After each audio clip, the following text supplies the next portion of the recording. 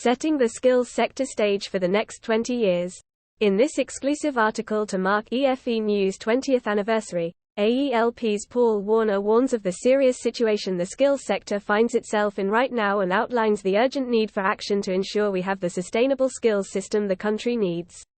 A huge congratulations must go to EFE News on the 20th anniversary. It's a considerable feat to have lasted 20 years in a media environment where many bigger organizations have ceased trading over that period, and it is well worthy of celebration. AELP urges immediate government action to preserve the skills sector. AELP and our members are certainly extremely grateful for the vital role EFE News has played over the last 2 decades in shining a light on the skills sector. It's true to say the skills system, like EFE News itself, has developed significantly over the last 20 years.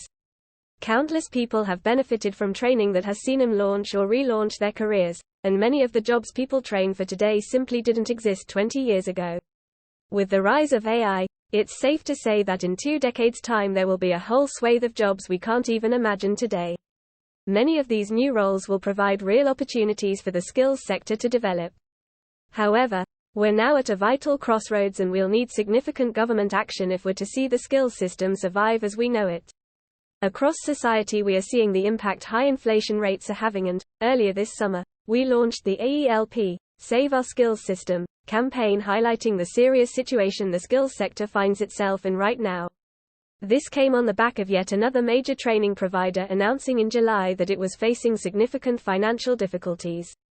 Driving this dire situation is those rising costs that all businesses are impacted by, but given the large proportion of funding that training providers receive comes directly from government sources, without uplifts the skills sector is extremely vulnerable to high inflation rates, and, quite frankly, the government have been far too slow to act.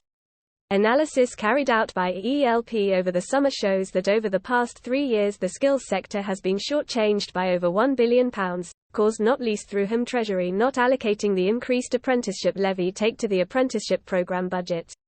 This is obviously a huge figure and is expected to continue over the next 2 years. On top of that, there have been a number of issues affecting the sector that have made life difficult for providers, including the removal of 16 to 18 traineeship contracts from July 2023, delays to the non-devolved ESFA adult education budget, AEB, procurement process, whilst all the time vital suppliers in the sector, such as endpoint assessment organizations and awarding organizations, are experiencing their own cost increases which are passed on to providers to absorb. All these issues are mounting up and means the need for intervention is urgent. That's why to save our skills system, AELP is calling for immediate support for apprenticeship providers with an across-the-board uplift of 10% in funding for all apprenticeship standards, raising the maximum government contribution above the current £27,000 cap and introducing a minimum government contribution of £5,000 per year across all apprenticeships. A long-term plan to stabilise the skills sector, through a sustainable and integrated national skills strategy that identifies and properly funds the country's skills needs. On the back of this call, AELP has launched a survey to gain further insight into the supply of apprenticeship standards and how this is being impacted by providers' financial health. We'll be publishing the results of this shortly. Furthermore, our open letter to the Secretary of State, the Right Honourable Gillian Keegan MP, has attracted significant support across the skills sector. We've also encouraged AELP members to get in touch with their own members of Parliament to explain the severity of the situation, and I know they've had a sympathetic hearing in many cases. We are also continuing to meet regularly with politicians, officials and civil servants to impress on them the serious and adverse context that providers find themselves in. AELP's determination to secure a bright future for the skills sector. Our campaign has gained significant traction over the last 6 weeks and it's certainly having an impact, but persuading decision-makers of the need for urgent action is tough.